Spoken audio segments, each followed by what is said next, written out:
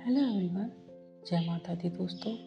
आपके अपने चैनल हर दिन कुछ नया में आपका बहुत बहुत स्वागत है। तो आज की वीडियो में हम सुनेंगे शरद पूर्णिमा व्रत कथा को एवं शरद पूर्णिमा व्रत के महत्व के बारे में जानेंगे कि सभी पूर्णिमा की तिथियों में शरद पूर्णिमा की तिथि का विशेष महत्व क्यों है।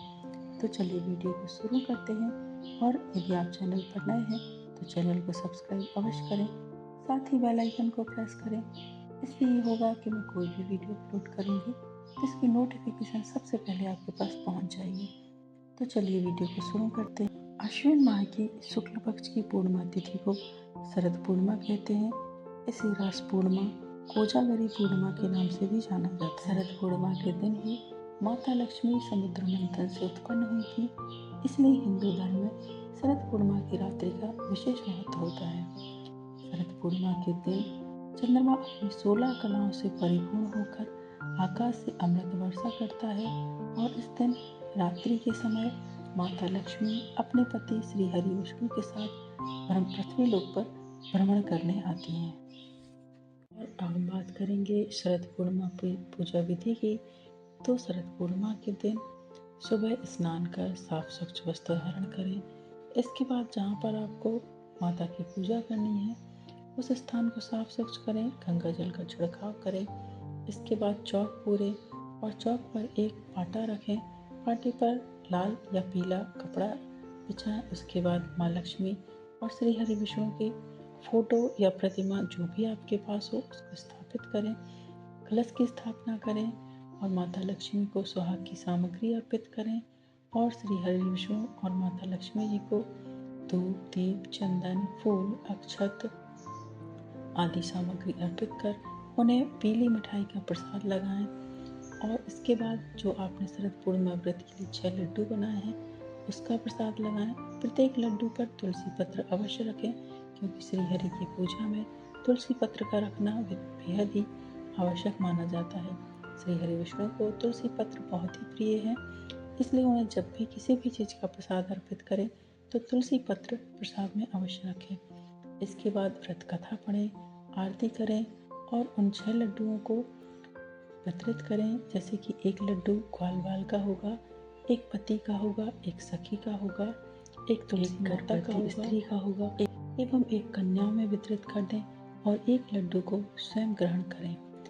इस तरीके से आपकी शरद पूर्णिमा की पूजा संपन्न हो जाएगी।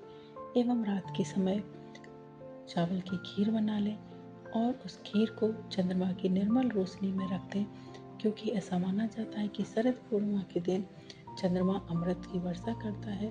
तो उस खीर को रात भर रखे रहने दें और एक पतले कपड़े से या छलनी से उसको ढक दें। और जब आप दूसरे दिन सुबह उठें तो उस खीर को लेकर श्री हरि विष्णु और माता लक्ष्मी जी को अर्पित कर पूरे परिवार के साथ स्वयं भी ग्रहण करें। तो ये आपकी शरद पूर्णिमा पूजा विधि थी। और अब हम शरद पूर्णिमा व्रत कथा का श्रवण करेंगे। तो कथा का श्रवण करते हैं। एक साहूकार की 2 बेटियां थीं। दोनों बेटियां शरद पूर्णिमा का व्रत करती थीं। बड़ी बेटी शरद पूर्णिमा का व्रत बड़े विधि विधान से करती थी और वहीं छोटी बेटी शरद पूर्णिमा का व्रत का उल्लंघन करती थी। व्रत तो करती थी लेकिन उसे पूर्ण नियम के साथ नहीं करती थी। कुछ दिनों बाद उसकी पुत्रियां बड़ी हुईं और दोनों पुत्रियों का विवाह हुआ। बड़ी बेटी के घर में स्वस्थ सुंदर पुत्र ने जन्म लिया। वहीं छोटी बेटी के घर में भी पुत्र का जन्म हुआ, लेकिन वह पुत्र जन्म लेते ही मर गया। ऐसा उसके साथ कई बार हुआ। तब उसने एक ब्राह्मण से पूछा। तब ब्राह्मण ने बताया कि तुम शरद पूर्णिमा का व्रत का विधि विधान से पूजा नहीं करती हो, इसी कारण तुम्हारी संतान तो उत्पन्न होती है परंतु वह मृत्यु को प्राप्त हो जाती है। तब उसने ब्राह्मण से पूछा कि मैं ऐसा क्या करूं जिससे कि मेरे स्वस्थ सुंदर पुत्र जन्म हो और फिर दीर्घायु हो। तब ब्राह्मण ने बताया कि तुम्हें शरद पूर्णिमा का व्रत बड़े विधि विधान से करना चाहिए। इससे श्री हरि विष्णु और माता लक्ष्मी की कृपा प्राप्त होगी और वे ही तुम्हारी संतान को दीर्घायु प्रदान करेंगे। उसने पंडितों की सलाह पर पूर्णिमा का पूरा व्रत विधि पूर्वक किया। उसके यहाँ लड़का उत्पन्न हुआ परंतु वह शीघ्र ही मर गया। उसने लड़के को एक पाटे पर लिटाकर उसे कपड़े से ढक दिया। फिर बड़ी बहन को बुला कर लाई और बैठने के लिए वह पीढ़ा दे दिया। बड़ी बहन जब पीढ़े पर बैठने लगी तो उसका घाघरा बच्चे को छू गया और बच्चा घाघरा छूते ही रोने लगा। तब बड़ी बहन बोली, तू मुझे कलंक लगाना चाहती है? मेरे बैठने से यह बच्चा मर जाता तो मुझे कलंक लग जाता। तब छोटी बहन बोली, यह तो पहले से ही मरा हुआ था, तेरे पुण्य से यह जीवित हो गया। उसके बाद उसने पूरे नगर में पूर्णिमा व्रत करने का ढिंढोरा पिटवा दिया। और हे माता लक्ष्मी, जैसे आपने उन दोनों बहनों की सुनी वैसी सब पर कृपा करना। जय माँ शरद पूर्णिमा माता की।